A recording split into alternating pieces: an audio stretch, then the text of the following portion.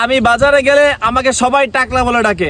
আমার মাথায় চুল নাই, সবাই হাসাহাসি করে। আমার মুখে দাঁড়িয়ে আছে কিন্তু মাথায় চুল নাই। কি যে একটা বাজে অবস্থা পার করতেছি ভাই, বলার বাহিরে। শুধু বাজারে কেন, যেখানে যাই সেখানেই আমাকে সবাই টাকলা বলে ডাকে।